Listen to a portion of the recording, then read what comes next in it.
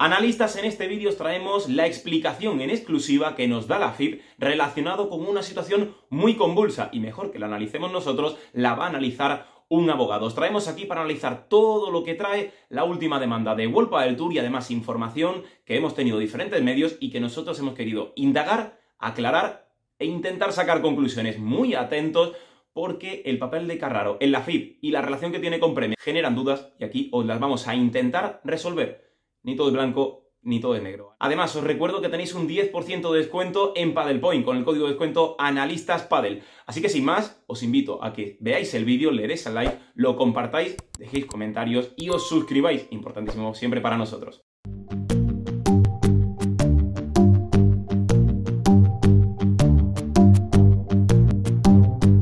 Muy buenas analistas, ¿qué tal? ¿Cómo estáis? Bienvenidos a un nuevo vídeo y lo dicho, esto va a ser muchísima información. Ya os digo, vamos a empezar analizando todo lo que viene, la pincelada, ¿no?, de las claves de esa demanda de World Padel Tour por competencia desleal a FIP, a Premier y a la PPA, y a continuación vamos a analizar una información directamente contando con la opinión de la propia FIP en exclusiva, porque vais a ver el tema que tenemos hoy, que es muy importante. Y desde luego eso no lo podemos tratar nosotros solos. Yo, Nico, no soy nadie luego para hablar de este tipo de temas. Y para eso traemos a Alberto Ruiz, un abogado que desde luego ya estuvo aquí hablando de este tipo de temas, sabe de lo que va a hablar mucho mejor que nosotros. ¿Qué tal, Alberto? Buenas tardes, Nico. Encantado de estar aquí otra vez, como siempre. Pues muchísimas gracias. Sin más, vamos a empezar ya a analizar un poquito todo lo que es esto, ¿no? Hablando de la denuncia de Premier, de Qatar a la PPA, bueno, creo que la gente puede verlo ahora mismo. Tienes tú ahí ese comunicado que hizo World Padel Tour con diferentes puntos.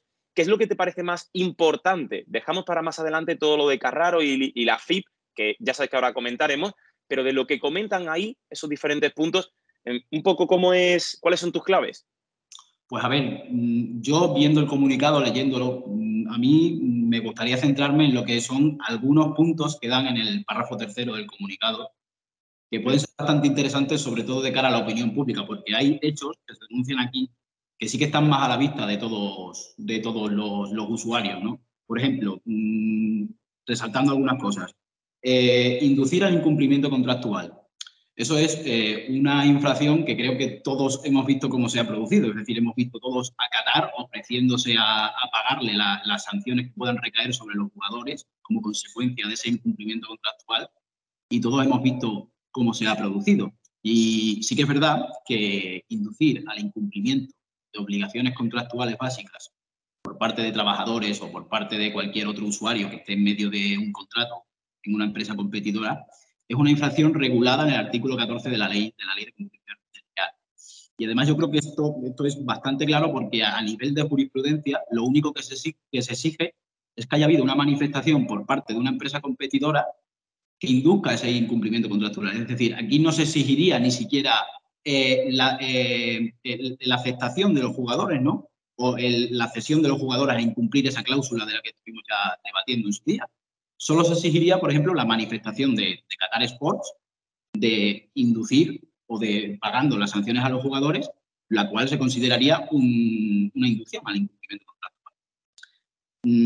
Vale, yo creo que forma... sí, eso te iba a decir, digo, que lo de inducir al incumplimiento parece claro, más allá de que, ojo, y esto quiero dejarlo claro, lo hemos estado hablando fuera de micros, más allá de que haya determinadas cláusulas que puedan ser susceptibles de ilegalidad o de que no sean del todo correctas, para eso tienen que denunciarlo a la Comisión Europea, pero hablamos un poco fuera de micros de que hasta que no dé el ok a que eso está mal hecho por parte de la Comisión Europea, nadie puede inducirles a que no lo cumplan, entonces por ahí estarían incumpliendo. ¿Alguna otra cosa que te llame la atención antes de entrar en el tema que comentábamos?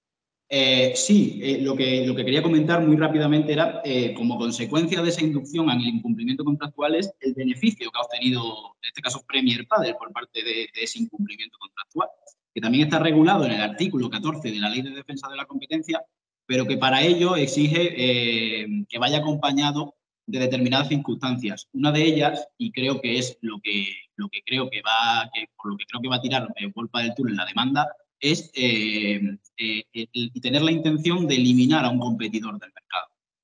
Entonces, yo creo que por ahí va a tirar World Padel Tour, por ese artículo 14.2. Aparte de, evidentemente, otras cosas que se debaten aquí en el punto 3 del comunicado. Sí, bueno, también veíamos ahí incluso es el tema de la famosa cautelar, ¿no? Bueno, eso será ya Sí. otro tema. ¿En qué crees que puede terminar toda esta demanda, la situación, ¿no? En la que quedan todos después de esta demanda? También hablando un poquito de lo de la cautelar, aunque yo, de verdad, desde fuera y sin ser abogado para nada, mi pequeña opinión es que creo que no habrá cautelar, que todo seguirá y, ojo, ya no sé quién ganará o perderá. Ujú. A ver, es un poco el resultado del proceso, la sentencia que puede recaer está un poco también relacionada con la vista que está programada para el 1 de julio sobre las medidas cautelares. Y ahí, para que se adopten las medidas cautelares, el tribunal, el juez, el juzgado de lo mercantil número 15, que ha sido el juzgado en el que ha recaído la demanda, tiene que apreciar la concurrencia de los requisitos establecidos en el artículo 728 de la Ley de Enjuiciamiento Civil. Son 3 requisitos que son muy complejos. Yo, si quieres, puedo explicar algunas pinceladas de todos ellos. Pues, a ver, si el juzgado de lo mercantil admite las medidas cautelares y las acaba adoptando conforme a lo que pide Wolpa del Tour, yo creo que el resultado de la sentencia va a ser muy similar. Porque uno de los requisitos que se exigen para que se adopten esas medidas cautelares, y hablando ya del 728 de la Ley de Enjuiciamiento Civil, es la apariencia de buen derecho de esas peticiones. Es decir, que los argumentos de la demanda sean verosímiles. Si el tribunal aprecia que están suficientemente fundados y las acaba adoptando, claro, las tiene que adoptar siempre y cuando se den los otros 2 requisitos. Pero si las acaba adoptando, yo creo que el resultado de la sentencia va a ser similar. Entonces, pues bueno, dependerá. Yo creo que el 1 de julio vamos a poder todos hacernos una idea de cómo va a ser ese resultado final de esta demanda. Bueno, una situación desde luego que queda muy poquito tiempo y que probablemente marque un antes y un después, porque si no se lo conceden, habla de que igual esa situación no va tan encaminada como cree Wolpa del Tour. Sí, se lo conceden, es que sí lo tendrían bastante hecho. Ahora quiero hablar de una cosa muy interesante en el punto donde la gente puede verlo. Habla, bueno, lo que comentaba, Wolpa del Tour sostiene que los demandados están actuando de forma concertada con la finalidad de excluirla del mercado para sustituirla por el circuito Premier Padel organizado por Qatar y por FIP, una institución, esta última, que se ha apartado de su papel de organismo regulador del deporte del pádel sin ánimo de lucro, atención que ahora hablaremos de esto, para explotar comercialmente una competición profesional de pádel en competencia de otras. Esto, Alberto, es un matiz muy importante por todo lo que vamos a hablar ahora, ¿verdad? O sea, esto es un poquito antes y después, algo de lo que venías hablando tú. Pues bueno, a ver, yo creo que aquí a lo que se está refiriendo Wolpa del Tour, y lo podemos ver también en ese punto 2, es a la actuación conjunta entre la Federación Qatar y la Asociación de Jugadores, que están tratando de excluir a Wolpa del Tour en el mercado. Es decir, no es tanto la actitud individual o el comportamiento individual de la federación. Es más bien, y es la clave, es el comportamiento conjunto de las tres demandadas, de las 3 partes que son las demandadas. Entonces, hay que centrarse en eso. ¿Vale? Y otro tema también muy importante, lo de explotar comercialmente una competición, dice, apartándose del papel de organismo regulador. Hemos analizado esto, hemos investigado un poquito, a diferentes medios nos ha llegado una información relacionada con esto, os la vamos a contar, ya digo, vamos a tener también la versión de la propia FIP. Hemos invitado, obviamente, a que Luigi Carraro o cualquier representante de la FIP estuviera aquí para dar su versión, nos la han hecho llegar, eso sí, por escrito, vais a poder leerla, y al final vais a ver un poco las conclusiones que sacamos, ¿no? Por un lado, los hechos tan famosos que le hicimos llegar a la FIP y de los que hemos tenido respuesta. Bueno, hemos tenido acceso a los estatutos de la propia FIP y ahí llama la atención una cosa. Habla en el punto 17.3, exactamente 17.3.4, estipula ningún miembro, incluido el presidente, podrá ser miembro de la junta directiva de la FIP a menos que no se encuentre vinculado directa o indirectamente con actividad comercial alguna relacionada con el deporte del pádel. También habla en el punto 18 que para evitar cualquier duda el puesto de presidente será a tiempo completo y en virtud de su cargo el presidente también será un miembro oficial de la junta directiva de la federación. Bueno, esto es un tema, parece claro, y nos vamos a los estatutos de creación de Premier Padel. La gente puede verlos y atención porque aquí vemos, por un lado, la presencia a título personal del actual presidente de la FIP, de Luigi Carraro, como uno de los socios y directores de dicha empresa. Además, también vemos como significant shareholder la Federación Internacional de Pádel. ¿Qué significa esto? Bueno, pues viene a ser, por definición, una persona o sociedad que tiene una propiedad efectiva, el control o la dirección, directa o indirecta, o una combinación de propiedad efectiva y control o dirección, directa o indirecta, de valores de un emisor que conlleva más del 10% de los derechos de voto vinculados a todos los valores con derecho a voto en circulación del emisor. ¿Por qué esto es importante a nivel de FIP? Hemos hablado de Carraro, ahora hablamos de FIP.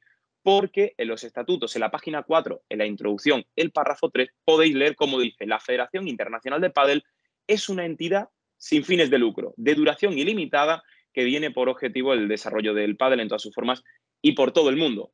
Por tanto, la situación de Carraro como directivo en Premier y a su vez presidente de la FIP plantea dudas. Dudas que, por cierto, le hemos preguntado a FIP y ahora vamos a tener la respuesta. Y por otro lado tenemos la situación de la propia FIP vinculada, a pesar de no tener ánimo de lucro, dentro del circuito Premier Padel, de hecho con una importancia bastante elevada. Alberto, permíteme que leamos ahora cuál es la respuesta de la FIP y ya tú haces una valoración de toda esta situación. Hablamos con la FIP, le planteamos esta situación y nos dicen: ninguna regla de la FIP evita que la FIP lance su circuito profesional y o participe en el capital social de la compañía incorporada con el único propósito de lograr el éxito comercial del circuito. Repito, con el único propósito de lograr el éxito comercial del circuito. Es evidente que tales decisiones se tomaron para hacer que nuestro maravilloso deporte, dicen, crezca y se extienda por todo el mundo, en línea con las estrategias de muchas otras instituciones deportivas internacionales, y aquí comparan con el caso de la UEFA con la Champions League. Dice: dentro de Premier Padel, el presidente Carraro es miembro de su junta directiva, lo afirman, y no tiene ningún interés personal, sino que actúa en nombre y en el interés de la FIP, la cual, afirma también, es socia de la mencionada entidad. Esto no está prohibido por ninguna regla, ahora nos responderás tú, e incluso es lo mejor para la FIP. Alberto, tenemos aquí dos situaciones que desde luego se pueden pensar tanto bien como mal. Te puedes creer y comprar la versión de FIP o no. Empezamos por lo de FIP. Para empezar, le denuncia a World Padel Tour por competencia desleal. ¿Crees que hay alguna posibilidad de que no haya competencia desleal si tú, como organismo que estás un poco por encima de los dos circuitos, tienes y eres socio de un circuito y no de otro? ¿Ves posible que no haya competencia desleal? Yo creo que no. Posible que no haya competencia leal, evidentemente es, porque evidentemente la Federación Internacional, como entidad jurídica privada, puede participar en la organización de torneos, en la organización de circuitos, etcétera. Eso por ahí. Ahora bien, lo que he dicho antes, la actitud desleal por parte de la Federación hay que ponerla en conjunto con las otras dos entidades demandadas, la Asociación de Jugadores y Qatar. Entonces, ahí sí se podría decir que a lo mejor, y siempre y cuando World Padel Tour consiga acreditarlo en el juicio, podrían estar actuando conjuntamente y de forma concertada para excluirla del mercado. Pero entrar a analizar solamente la conducta de la federación no es procedente en este caso. ¿Por qué? Porque al fin y al cabo la federación, y analizándolo un poco, comparándolo un poco con el caso de la Superliga, vimos como en la Superliga los estatutos de la UEFA sí que incluían un párrafo, una cláusula, en la que se atribuían ellos mismos la facultad exclusiva de organizar competiciones. En la federación, no, o por lo menos por lo que he leído yo, en los estatutos de la Federación Internacional no pasa eso. Entonces, la conducta desleal hay que entenderla siempre por parte de las tres entidades que han sido demandadas, no solo por una. Vale. Y ahora la siguiente pregunta que a mí me surge es: hablan en el propio comunicado que nos hace llegar la FIP de que tienen un único propósito del éxito comercial de este circuito. Claro, a mí desde fuera, y sin ser partidario, pero claro, yo veo que los jugadores, por ejemplo, la PPA quiere que todo pase por la FIP asegura que es socia de un circuito y que quiere, y como único objetivo, el éxito comercial de este circuito. Y ahora pregunto yo, ¿va a haber igualdad en la toma de decisiones respecto a World Padel Tour, el circuito que sea, respecto a uno en el que tú sí tienes una participación directa y tu presidente, por ejemplo, es directivo? Claro, ahí eso es una clave de toda esta situación. Evidentemente, que la federación esté directamente implicada con un circuito, pues le pone a World Padel Tour en una posición un poco de desigualdad con respecto a ese circuito. Eso sí es una clave que hay que analizar, claro que sí. Sí. Vale, y decía, y bueno, además, por otro lado, también quieren hacer importancia, ¿no?, con ese tema del sin ánimo de lucro.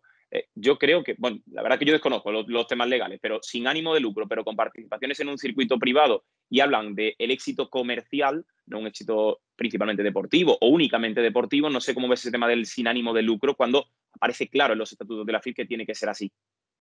Sí, a ver, una organización sin ánimo de lucro no es más que una persona jurídica cuyo fin es llevar a cabo actividades que persigan fines sociales, humanitarios, fines de interés general, etc. Eso conforme a la legislación española. También hay que tener en cuenta que la Federación Internacional tiene su sede social en Suiza, entonces no sé qué dirá la ley suiza respecto a estas entidades. Pero en España sí que es verdad que las entidades sin ánimo de lucro pueden explotar comercialmente ciertos productos siempre y cuando sea de forma accesoria y siempre y cuando esos beneficios se reinviertan en la asociación para contribuir a los bienes que se están persiguiendo, a los fines que se están persiguiendo en su constitución. Entonces, desde ese punto de vista, sí que es verdad que, bueno, que a nivel personal o a nivel ya un poco extrajurídico pues puede parecer un poco contradictorio, pero jurídicamente, siempre y cuando se den esas circunstancias, no habría nada que reprochar. Me parece genial porque es una de estas cosas que a los que estamos fuera del mundo jurídico igual no tenemos tan clara, pero ojo, ni todo es bueno, ni todo es malo, ni todo es lo que parece a priori y precisamente por eso queremos tener aquí a alguien que entienda mucho más de esta materia que nosotros. Bueno, y vamos a cerrar con la gran pregunta para mí, la situación de Carraro, tanto en FIP como obviamente en Premier. Bueno, directamente decían que esto no incumplía ninguna norma, decía el comunicado de la FIP, ¿no? Decía directamente, puede ser presidente y a su vez directivo. Bueno, habiendo leído esos estatutos en el que deja meridianamente claro que el presidente tiene que ser a tiempo completo, que no puede tener ninguna vinculación con el mundo del pádel, ningún tipo de actividad, ¿cómo consideras tú esta situación y crees que de verdad no viola ese estatuto 17 o 18? A ver, esto también es una cuestión bastante polémica y que pues, cada opinión puede variar un poco y demás. El apartado 17 de los estatutos de la Federación lo que regula son una serie de requisitos para formar parte de la Junta Directiva, para ser miembro de la Junta Directiva. Y efectivamente, como tú bien dices, uno de esos requisitos es no tener ninguna actividad comercial relacionada con el pádel. ¿Qué pasa? Que si Luigi Carraro está en la junta directiva como director de Premier Padel en calidad de representante de la federación, en principio no se habría saltado los estatutos. Ahora bien, ¿cómo se demuestra que Luigi Carraro está ahí como representante de la federación y no como él a título personal, de cara a obtener algún beneficio personal? Eso pues, puede ser un poco más dudoso. Eso sí que es verdad que puede ser un poco más dudoso. Pero siempre y cuando se demuestre que está ahí en representación de la federación, en principio no habría ningún problema.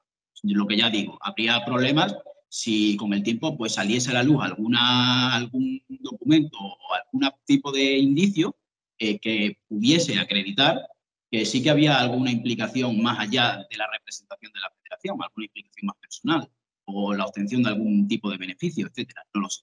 Pero en principio, siempre y cuando actúe como representante, está todo bien. Vale, Alberto. Y ahora la pregunta que a mí me llega, en lo que conseguimos recolocar esa imagen, te digo, ¿hay alguna posibilidad o hubiera habido alguna posibilidad de que Luigi Carraro y la FIP lo hubieran dejado claro en los estatutos? Porque claro, ahí aparece como presidente, no en representación de... Igual es que no se puede, yo hablo desde el desconocimiento. ¿Se hubiera podido dejar claro en los estatutos de Premier que él aparecía ahí, no como presidente, sino como representante de? ¿Puede ser o es que directamente no era posible? A ver, normalmente si una empresa está como accionista por ejemplo, la federación que está como accionista de Premier Padel, lo normal es que siempre haya un representante de cada entidad. Entonces también podemos ver como en la junta directiva está también Nasser El-Khelaifi, que está en representación de Qatar Sports. Entonces, ¿podrían haberlo dejado claro? Pues sí, se podría haber incluido un párrafo en el que se diga formará parte de la junta directiva el señor Luigi Carraro en representación de uno de los shareholders, Federación Internacional de Padel. Se podría haber añadido ese párrafo para no dar ningún lugar a dudas, claro que sí. Vale, entonces la conclusión que yo saco después de escuchar tu opinión experta en este tema es que ni las cosas son blancas ni son negras. Ni lo que ha hecho Carraro al 100%, según la información que tenemos y las explicaciones que nos dan, debe o tiene por qué estar mal, pero al 100% tampoco parece, por lo menos que nos falta información para demostrar que esté 100% bien, vamos a decirlo así, con todas las comillas del mundo, al igual que la situación de competencia desleal de, bueno, pues Premier y Qatar y la FIB respecto a World Padel Tour. Si yo no he entendido mal, hablo desde, ya digo, desde el desconocimiento de alguien de fuera. Efectivamente, es que en derecho siempre hay muchos elementos que pueden marcar la diferencia entre una actuación y entre otra. Y en el caso de la competencia desleal, igual, los actos de competencia desleal son muy complejos de acreditar y son muy complejos de definir. Entonces, no podemos saber a ciencia cierta, bueno, nunca podemos saber a ciencia cierta, pero tampoco podemos hacer una estimación sin tener todos los elementos bien estudiados y a fondo para saber qué es lo que va a pasar en el caso de la demanda, porque ya digo, todos los actos que denuncia World Padel Tour los va a tener que acreditar muy exhaustivamente para que se aprecie la existencia de una infracción de competencia desleal, evidentemente. Y en el caso de Luigi Carraro, pues evidentemente pasa igual. En principio y a simple vista estaría en orden, pero quién sabe que en el futuro no aparezca algún documento, alguna prueba, algún indicio que lo separen a él como representante de la federación en la junta directiva de Premier Padel. Eso no lo sabemos. Entonces, sí, pues evidentemente no es todo blanco o negro y depende, hay muchos factores que marcan la diferencia, sí. Esto es la justicia, desde luego. Para los que lo vemos fuera puede ser blanco o negro, pero cuando te metes dentro empiezas a darte cuenta de que no. Como diría que él, continuará. El 1 de julio sabremos mucha más información y desde luego estaremos encantados, Alberto, de que estés aquí como siempre. A mí y creo que a mucha gente nos has ayudado muchísimo con esta información hasta el punto en el que la propia FIBA ha querido ser parte de este vídeo y dar su versión aquí en exclusiva en Analistas Padel. Así que por ello, Alberto, muchísimas gracias. A vosotros, yo estoy encantado de colaborar con vosotros, de aportar, pues bueno, mi humilde opinión, que no tiene por qué ser la correcta siempre. Yo creo que hay profesionales, expertos en derecho deportivo mucho mejor preparados, pero bueno, yo desde lo que sé es todo lo cuanto puedo contribuir y encantado de hacerlo. Desde luego que la humildad también es uno de esas virtudes. Alberto, muchísimas gracias a todos vosotros también, muchísimas gracias por estar ahí en el vídeo. Comentad abajo todo lo que os suscite, que seguro van a ser muchísimas cosas, vamos a estar ahí atentos para tener un buen debate. Además, si queréis toda esta información y mucha más que os traemos, recordad que os podéis suscribir, activar las notificaciones para todo lo que se viene y darle like a este vídeo y compartirlo con toda la gente que quiera saber qué pasa con esta situación. Nos vemos en el próximo vídeo. Un saludo.